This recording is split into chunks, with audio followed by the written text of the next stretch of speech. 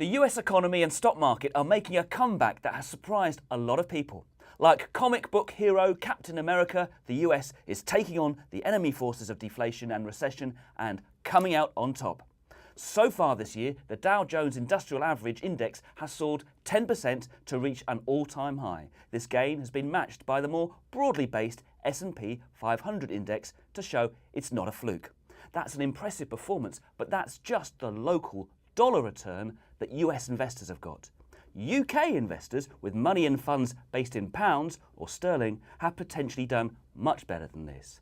In sterling terms, the S&P 500 has returned an astonishing 17% in the year to date, making it the second best market for British investors this year after Japan. This shows the benefit of the dramatic fall in value of the pound against the dollar this year.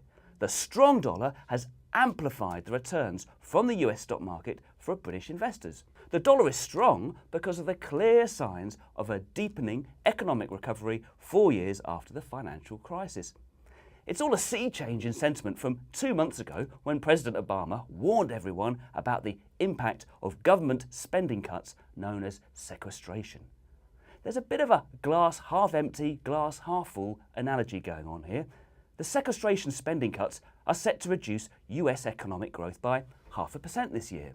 There were fears that this would be enough to kill off a fragile recovery, but as confidence has grown, so has the optimism that the US economy has sufficient strength to pull through. That's not to say everything is perfect. US economic growth is unlikely to get above 2% this year, but there are reasons to be positive. So what's behind the optimism? The first is the housing market, which has been slowly recovering from the property crash that occurred as a result of the subprime lending scandal. You can see this in the chart, showing the growing number of new homes being built in the US in the past 2 years.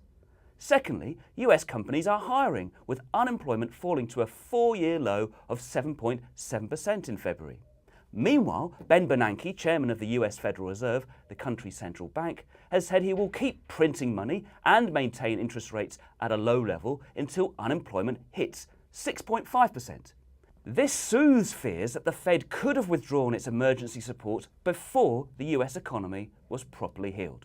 Lastly, there is an energy boom based on the US's huge reserves of shale oil and gas. The International Energy Agency believes the US will be self-sufficient in energy by 2017, ending decades of reliance on Saudi Arabia.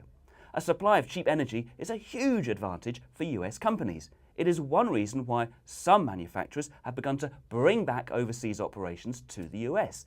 This process of onshoring is another reason for the brightening employment picture. Of course, there could be a huge environmental cost from exploiting these carbon energy sources, but for now, the US is ignoring these. Most Americans are pleased the economy is catching fire after 3 false starts since the financial crisis.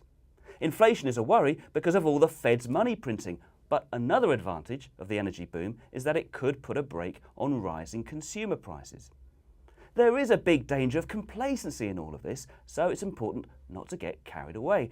A recent survey of professional investors by Reuters found them forecasting the S&P 500 would end the year at around 1,600, not much higher than it is now.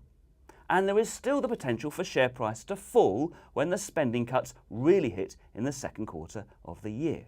Nevertheless, the consensus is that the US probably has enough momentum to keep recovering and lead the global economy into sustained growth.